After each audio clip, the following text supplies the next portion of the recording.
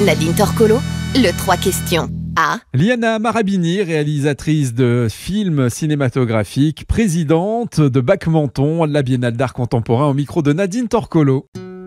Bonjour à toutes, bonjour à tous. Merci de nous rejoindre sur Radio Topside pour ce nouveau rendez-vous de 3 questions A. Et Radio Topside a déplacé aujourd'hui sa caméra dans un palace mentonné de l'époque, hôtel de son état, l'hôtel des ambassadeurs.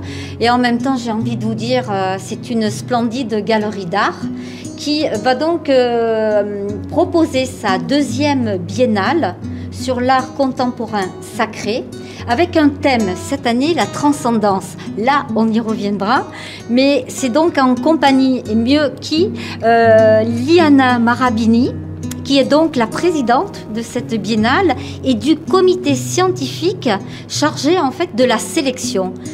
Liana Marabini, bonjour. Bonjour. Merci infiniment d'avoir accepté notre invitation. Merci à vous et à tous vos spectateurs. Alors écoutez, une biennale qui présente 150 artistes internationaux, maîtres de l'art. Dites-moi, c'est mieux qu'un musée, ça? Et oui, c'est un travail très long. On travaille 2 ans pour sélectionner les artistes. Et on est une équipe assez nombreux dans notre équipe de sélection. Et les principes de sélection sont liés au thème. Cette année, c'est la transcendance. La transcendance, c'est un état d'âme auquel chaque être humain doit aspirer. Donc, c'est élever son âme. Eh ben, j'ai envie de vous dire, pendant cette période de pandémie, on en a certainement bien besoin. Exactement, comme vous dites. Je pense que c'est une période où les gens ont changé, chaque personne a changé en quelque sorte, mais surtout ils ont découvert des trésors de spiritualité en eux-mêmes.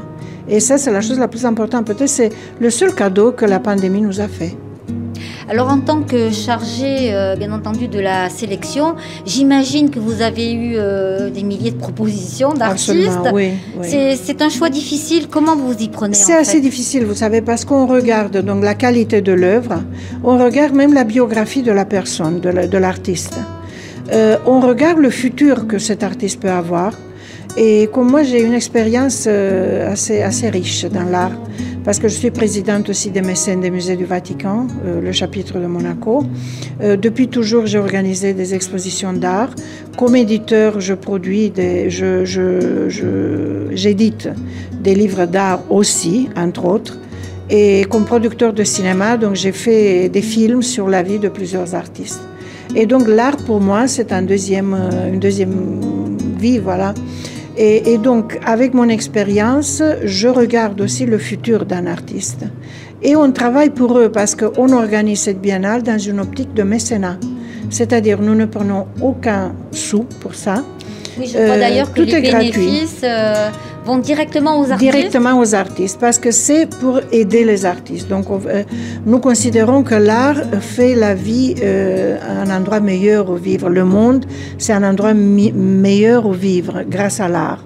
Et donc, chacun d'entre nous doit faire quelque chose pour aider les artistes. Et nous, on fait ça et autre chose, mais on fait ça surtout. Voilà. Alors Liana, l'exposition est scindée en différents espaces. Vous avez les maîtres vivants, les maîtres disparus, les disciples et les artistes émergents. Oui, la grande partie de l'exposition est constituée par les artistes émergents. Ce sont ceux qu'on aide vraiment, parce que les maîtres disparus n'y sont plus et les œuvres appartiennent à des collections privées. Ça, c'est très intéressant, je dois dire, parce que des œuvres, je ne sais pas, de Fontana ou de Cocteau ou de Matisse, on les voit dans les musées, tandis qu'ici, on voit des œuvres qui appartiennent à des collections privées, donc on les voit que ici. Si on ne connaît pas le collectionneur, si on n'a pas la chance d'aller chez lui, on peut voir cette œuvre-là que ici. Donc voilà, les maîtres disparus, c'est disparu, les œuvres ne sont pas en vente. Les maîtres vivants, donc c'est des maîtres vivants qui vivent, qui sont contemporains. Il y a des œuvres qui sont en vente, d'autres non.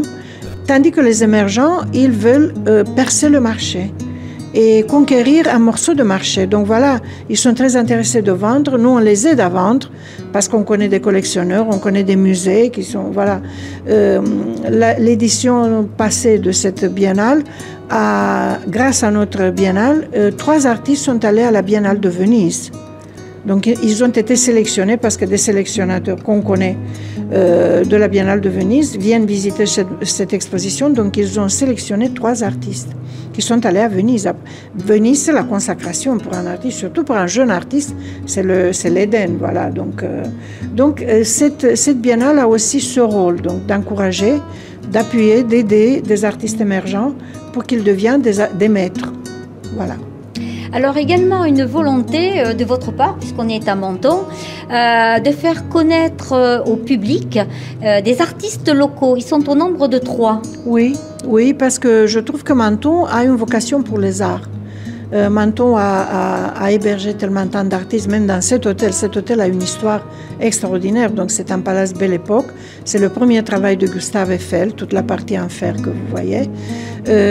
Au fil des siècles, donc parce qu'il existe depuis 1865, différents écrivains, peintres, danseurs d'opéra ont choisi cet hôtel comme leur hôtel pendant leur voyage. Donc déjà, l'hôtel a une vocation. Il est situé dans une ville qui a une vocation pour les arts. Parce que c'est dans le sud de la France, donc le sud de la France a des couleurs qui ont toujours inspiré les artistes. Pourquoi on pense que tous les artistes, les impressionnistes et les autres, ils ont vécu ici? C'est pour les couleurs, pour la lumière qui dégage donc cet endroit. Changeante. Voilà. En plus, Menton, je trouve, c'est une ville très très bien administrée, c'est une ville très agréable, tout est propre. Moi, je vis à Monaco, mais c'est la ville la plus semblable à Monaco, du point de vue propreté, ordre et tout le reste, voilà. Donc, je trouvais que c'était normal de faire aussi quelque chose pour montrer encore une fois, et dans une autre forme, la ville. Alors j'aimerais aussi qu'on parle, puisque ça va se passer là, incessamment, samedi 9 et dimanche 10, le salon du livre spirituel. Oui, ben là aussi, c'est élever son âme.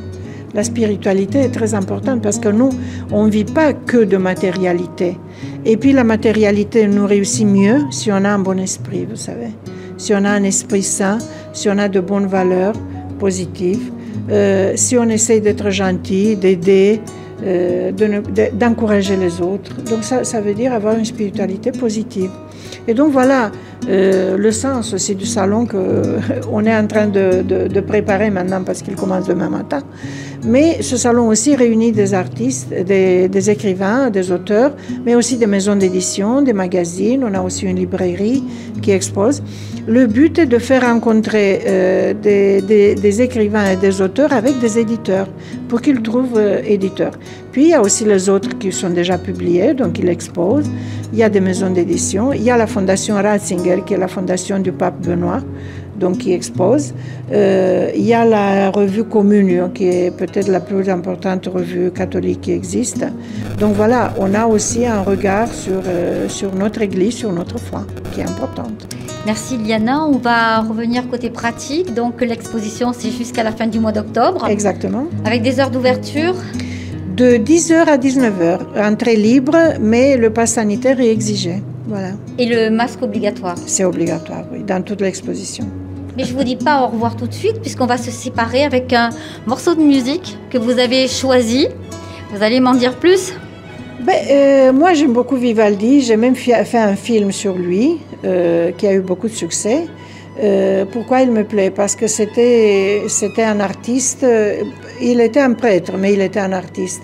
Vous savez qu'il a eu 4 procès de la part de l'Église même, parce qu'il jouait sa musique au lieu de jouer pendant les messes la musique prescrite. Et donc les gens allaient par des centaines parce que c'était merveilleuse la musique de Vivaldi. Et donc voilà, il a eu toujours ces problèmes dans sa vie. Je ne sais pas si tout le monde est au courant de ça. Mais non, il doit voir mon film. Non, mais oui, qui étudie la musique baroque, ils savent ça, vous savez. Oui. Mais dans mon film, on présente aussi une page de la vie de Vivaldi. Donc on montre ce personnage qui était copié par les autres, parce que vous devez savoir que on considère seulement dans notre époque, quand on copie une œuvre d'art, de plagiat. Dans les autres époques, c'était une marque de révérence envers l'artiste qui était copié. Et donc, dans le film, on voit des lettres qui sont originales d'ailleurs, des lettres de Bach qui lui dit « Maître, j'ai copié ça et ça parce que je l'ai trouvé divine ». Et donc, Bach lui écrivait pour lui dire qu'il avait copié de la musique. Donc, C'était assez courant voilà, dans les siècles passés. C'est seulement à partir du XXe siècle qu'on considère ça un plagiat. Voilà. Belle exposition à vous, belle biennale. Merci infiniment, Merci beaucoup Liana à vous Marabini. Félicitations pour cette radio qui est très importante pour la ville aussi. Toute l'équipe vous dit à bientôt. Merci Merci infiniment. beaucoup, on vous attend. Au revoir. Au revoir. Au revoir. Radio Topside, la première web radio de la Côte d'Azur. Votre radio de proximité à Menton. Plongez au cœur de la musique